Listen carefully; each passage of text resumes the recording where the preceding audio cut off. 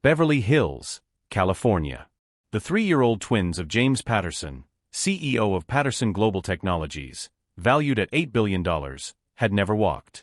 Michael and David, diagnosed with a rare neurological condition, had been examined by 16 specialists in 5 countries. The unanimous verdict: they would never walk normally. Then came Kesha Williams, a 28-year-old nanny with a modest resume and a secret that would change everything. On her first day, instead of following the strict therapeutic protocol, James found her singing a strange gospel lullaby while moving the boys' legs as if they were dancing to the rhythm of a spiritual. The twins laughed like they hadn't in months. But when James came home early 3 weeks later and found them standing on the kitchen counter with Kesha holding their hands as they flew, he realized that this woman was hiding something extraordinary. What he discovered about her changed not only the fate of his children, but also his own. James Patterson's mansion dominated the hills of Beverly Hills like a palace of glass and steel. 4,500 square meters of minimalist perfection that hid a constant and deep pain. It was a Monday in September when Kesha Williams first crossed the threshold of that house that looked like something out of an architecture magazine but completely lacked human warmth. James had hired her out of desperation. 19 specialized nannies had already given up, overwhelmed by the twins' medical complexity and the oppressive atmosphere that hung over those luxurious rooms. Kesha, 28 years old and with a resume that included only experience with normal families in South Central and Compton, seemed the least suitable candidate on paper. However, during the interview, something in her eyes, a determination mixed with sweetness that James couldn't quite define, convinced him to give her a try. The twins were in their room when Kesha saw them for the first time. 3 years of life marked by a diagnosis that had destroyed all hope. Their mother Sarah had died of grief 8 months earlier, unable to accept the medical prognosis. The room looked more like an intensive care unit than a child's bedroom. Physical therapy equipment, special chairs, posture supports, tablets with cognitive stimulation programs. The boys, handsome with their father's blonde hair and blue eyes, remained motionless in their adapted chairs, their legs hanging limply like broken dolls. James began to explain the protocol in a mechanical voice, that of a man who had turned pain into business efficiency.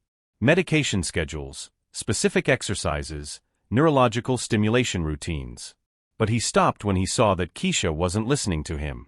She had knelt down in front of the twins and was looking into their eyes with an intensity that made him uncomfortable. Then, without warning, Kesha began to sing. Not a normal children's song, but an old gospel melody with modulations that seemed to come from the deep soul of the American South. Her hands gently took Michael's little feet and began to move them rhythmically, as if teaching dance steps to delicate puppets. James was about to intervene to explain the futility of the gesture, given that the boys had no feeling in their legs, when he heard something that froze him in his tracks. The twins were laughing. Not the polite smile reserved for doctors, but a genuine bubbling laugh that had been forgotten for months. Kesha continued for 20 minutes, alternating singing with whispers that sounded like stories from distant worlds, moving the boys' legs in ever-changing patterns, drawing invisible geometries in the air. David reached out his little hands toward her, something never seen before with strangers. Michael made guttural sounds that seemed like attempts to follow the singing. When Kesha stood up, her eyes met James's. There was a knowledge in that gaze that did not belong to her 28 years, something ancient and profound. She simply said that the boys were prisoners not of their bodies, but of the fear that surrounded them. The fear of adults who no longer believed in the possible. The boys sensed this and stopped trying. James, the man who terrified boardrooms across half of America, was speechless. He looked at his sons and saw a light in their eyes that had long been extinguished. He left Kesha alone with them and took refuge in his office, where security cameras allowed him to watch without being seen. And there, for the first time since Sarah's death, he allowed himself to cry. From the cameras, he saw Kesha continue her strange ritual. She took the boys out of their special chairs and placed them on the carpet, not in the position recommended by the therapists, but sitting normally against some cushions. She took their little hands and started a clapping game that followed the rhythm of a song that only the 3 of them seemed to hear. The following days brought subtle but undeniable changes. The twins ate with more appetite, slept better at night, and above all, constantly sought Kesha with their eyes, like sunflowers following the sun. The woman had transformed every daily routine into a magical ritual. Physical therapy became a cosmic dance, lunch an adventure of flavors to explore with all the senses. Bath time was a journey through uncharted seas. It was at the end of the second week when James noticed the impossible. He had returned home early due to a cancelled video conference and heard music coming from the kitchen. Not the typical children's songs, but something rhythmic, almost tribal, that made the air vibrate. He approached silently, and what he saw left him petrified. Kesha had placed the twins standing on the black granite countertop. Their little legs, which the world's best neurologists had declared permanently paralyzed, were moving. Small, almost imperceptible movements, but their feet were responding to the rhythm. Their knees bent slightly, as if their muscles were remembering an old memory. Kesha held them by the armpits, singing that incomprehensible gospel song. And the boys were not only standing, but seemed to be trying to jump, to dance with her. James remained hidden behind the door, his heart beating so hard it drowned out the music. The MRIs showed irreversible damage. The neurological tests confirmed the impossibility of what he was seeing. And yet there were his children, moving legs that science had declared dead. 3 weeks had passed like a waking dream. The twins' progress defied all known medical logic. Not only did they move their legs during sessions with Kesha, but they had begun to try to stand up on their own, clinging to furniture with a determination James had never seen in them before. Dr. Richard Goldman, a neurologist at Cedars-Sinai and an international authority, was stunned during his last visit. New tests showed activity in previously silent areas of the brain, as if someone had turned back on switches that medicine had considered permanently burned out. The doctor shook his head, unable to provide a scientific explanation, muttering something about statistically impossible spontaneous remissions. James had begun working more and more from home, officially to monitor his children's progress. In reality, he was obsessed with understanding Kesha. He watched her through security cameras, noticing patterns that escaped the casual eye. Every movement followed a precise geometry. Every song had specific frequencies that repeated with calculated variations. There was method in what appeared to be improvisation. Investigations into Kesha Williams revealed a seemingly normal history. A humble New Orleans family, high school, a few courses in early childhood education. But there were inexplicable gaps. 2 years, from age 20 to 22, when she seemed to have completely disappeared from the radar. No registered employment, no social media presence, no trace. One night, after the twins had fallen asleep hugging the teddy bears Kesha had given them, which strangely calmed them more than any medication, James confronted her in the living room. The house was silent, Los Angeles sparkled beyond the panoramic windows, and between them there was an electric tension. James got straight to the point, asking her who she really was. Kesha studied him for a long time before answering, as if assessing how much truth he could handle. Then she began to tell a story that seemed to belong to another century. Her grandmother, the last in a line of healers from the Mississippi Delta, had passed on to her knowledge that modern medicine was only beginning to touch upon. Not superstition, but a deep understanding of how the body and mind were connected through frequencies and rhythms that Western science ignored. At the age of 20, after her grandmother's death, Kesha had left Tibet, ashrams lost in India where ancient masters guarded techniques of neural awakening through sound and movement. Western medicine, Kesha explained with disarming calm, saw the body as a machine with parts to repair or replace. But the body was more like an orchestra that had forgotten its symphony. The twins were not paralyzed in the mechanical sense of the term. The trauma of premature birth, complicated by prolonged asphyxia, had created a disconnect, like a computer in safe mode, waiting for the right command to restart. Her method combined rhythmic stimulation based on ancient healing frequencies, movements that followed the primordial patterns of fetal development, and above all, the absolute conviction that healing was possible. The boys sensed this certainty, and their bodies responded, recalling abilities that were buried but not destroyed. Before James could process this information, a noise from the boys' room made them rush in. They found Michael standing in his crib, clinging to the rails with fierce determination, while David tried to imitate him. These were not involuntary spasms or random reflexes. It was pure will, the desire to reach a toy that Kesha had strategically placed out of reach. James fell to his knees in front of the crib, overcome with emotion. And then the real miracle happened. Michael let go of the bars and took a step toward his father. An uncertain step, as wobbly as that of any child learning to walk, but a real step nonetheless. David, seeing his brother, stood up too and leaning on Michael for balance, imitated him. In that room lit only by the moonlight filtering through the curtains, with his children taking their first steps in life, James understood that Kesha was not just a nanny with unconventional methods. It was the miracle he had stopped hoping for, embodied in a 28-year-old woman who carried within her centuries of forgotten wisdom. 2 months later, the Patterson home was buzzing with new life. The twins ran through the hallways, their laughter filling spaces that had once been silent. Dr. Goldman brought colleagues from the East Coast to study the case. The MRIs showed neural regeneration that was impossible according to medical texts. James spent afternoons in the garden watching his children conquer slides that months earlier they could only look at from wheelchairs. Kesha had created magical rituals, morning massages with lavender oils, meals turned into gospel percussion, nights dancing under the Los Angeles stars. Watching her cook gumbo while the twins helped her, James knew he had fallen in love. It wasn't gratitude, it was how she turned the ordinary into the extraordinary. But Kesha kept her distance, disappearing every night after dinner. Following her discreetly, he discovered her secret, an abandoned church in South Central, where she guided 40 broken people toward healing. Elderly people with canes, children in wheelchairs, all moving to the beat of gospel drums. A girl with cerebral palsy raised her arm for the first time. A man with Parkinson's stopped shaking during the session. Kesha hadn't arrived by chance. She was a healer, absorbing the pain of others to transform it into hope. That's why she kept her distance. Every contact meant carrying the suffering of another. When James officially joined Mount Zion Baptist Church with the twins, at Kesha's written invitation, he found a community thriving in the shadows.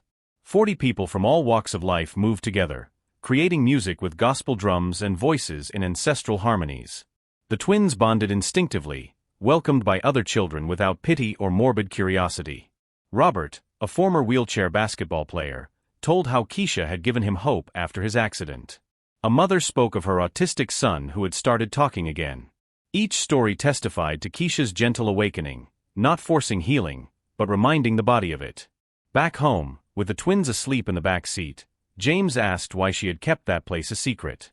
On the Mulholland Drive bridge, Kesha explained that the secret protected the hope of those who had nothing left. The world wasn't ready to accept that movement and sound could heal. James made 2 decisions: to fund a center where Kesha's work could be done openly, and to break down the professional barrier between them.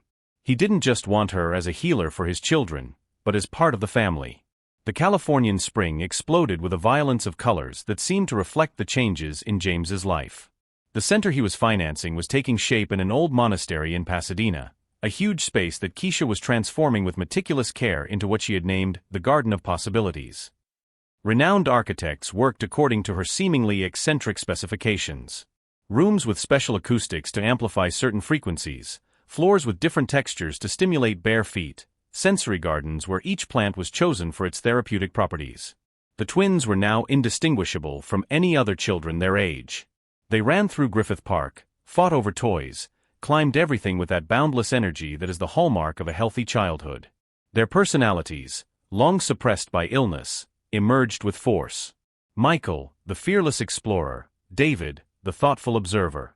Dr. Goldman had published a series of articles on the case, attempting to provide a scientific explanation for the phenomenon.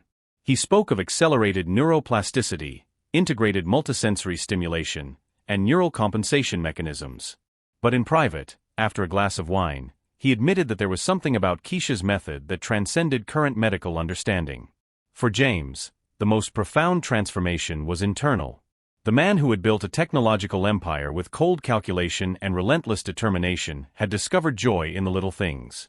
A spontaneous laugh from his children could interrupt the most important video conference. A crooked drawing hanging on the refrigerator was worth more than any quarterly report. But there was a shadow in this picture of rebirth. Kesha maintained that professional distance. She was present, dedicated, and loving toward the boys. But every attempt James made to get closer on a personal level was gently deflected. It was like dancing with a ghost, always close, never really reachable. The situation came to a head one night in May. James had organized a dinner to celebrate the boys' progress, inviting a few close friends who had been supportive during the dark years.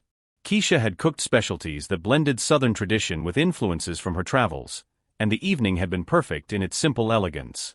After the guests had left and the boys were sleeping peacefully, James found Kesha on the terrace.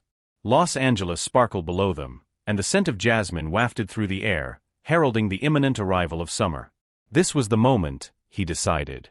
He couldn't live any longer in that gray area between gratitude and love. The words came out in an uncontrollable torrent. He confessed how he had fallen in love, not only with the miracle she had performed, but with 1,000 small everyday gestures. For how she transformed every ordinary moment into magic, for how she had brought light back into a house that had been shrouded in darkness for so long. He asked her to stay, not as a maid, but as a companion, as a mother to his children, as a woman to love. Kesha listened with shining eyes. When she replied, her voice trembled. She confessed that she also felt something, that it was impossible not to become attached to this family that had become the center of her world.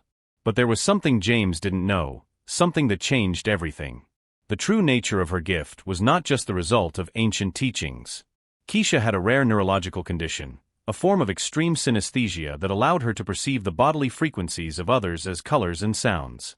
She could literally see where there were energy blockages, hear the disharmonies in the nervous system. It was an extraordinary ability, but also a terrible burden. Every intense physical contact meant absorbing the emotions and pain of the other person, feeling them as her own. She explained that touching James in a moment of intimacy would mean experiencing all his pain for Sarah, all his anguish for the boys, all the weight of years of suffering. And she didn't know if she could survive that emotional intensity while maintaining her own sanity. James looked at her with new eyes, finally understanding the price she paid every day to heal others. But he also understood something else. He proposed a pact. He would embark on his own path of emotional healing. He would work through his grief for Sarah and his guilt. He would free himself from the weight he carried, not for her, but for himself and his children. And when he was ready, when he could offer not his pain but his strength, then they would try again. Kesha looked at him with amazement and something that looked like hope. She agreed to stay to accompany him on this journey, no longer as a maid, but as a friend, as a guide, and perhaps when they were both ready, as something more. A year after that night of confessions on the terrace, the Garden of Possibilities officially opened its doors on a bright spring day. Hundreds of people had turned up, families with disabled children in search of hope, doctors curious to see Kesha's method in action, journalists attracted by the story of the Patterson twins' miracle. But above all, the church community finally had a home worthy of the name. The twins, now almost 5 years old, ran through the gardens with the energy of little hurricanes, organizing games and leading other children on imaginary adventures. They had become the center's little ambassadors, living proof that impossible was just a word. Michael had started playing football for the local Rams youth team, while David showed an early talent for music, playing little tunes on the piano during group sessions. James was a changed man. 8 months of intensive therapy, attending church sessions, and brutally confronting his own inner demons had changed him profoundly. He was still the successful CEO, but now with an emotional depth that made him a more empathetic leader, a more present father, and a more complete man. The most emotional moment of the inauguration was when Kesha climbed onto the small stage set up in the main garden.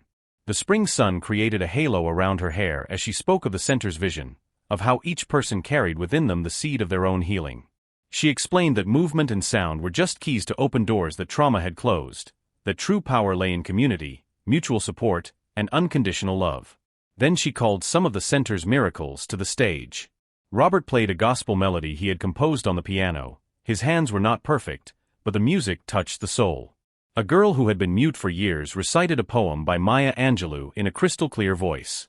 A boy with muscular dystrophy took a few steps without support, each movement a victory against the medical prognosis. But the moment that made everyone hold their breath was when Michael and David took the stage. With the graceful seriousness typical of children who have something important to say, they announced that Kesha would become their new mom. Not in place of the mommy who is in heaven, David said solemnly, but the mommy here on earth who helps us grow up. The audience fell silent when James took the stage. He knelt before Kesha, not a theatrical gesture, but a necessary one to look her in the eye as an equal. And he took off not an expensive diamond ring, but a simple gold band with a phrase engraved in Sanskrit that she had taught him during his journey of healing. The words he spoke were simple, but laden with a year of transformation. He said he had done the work, faced his demons, learned to carry his own pain without unloading it on others. He showed her his hands. They were no longer shaking. He said that now he could offer her not the weight of his suffering, but the strength of his rebirth. Kesha looked at him and with her special insight, no longer saw the darkness of pain, but the light of hope. No longer fear, but love. For the first time since she had arrived at that house, she allowed James to truly touch her. The kiss that followed was accompanied by the crowd's explosion of applause, the joyful laughter of the twins jumping around, and that rare and precious feeling of when the universe aligns perfectly.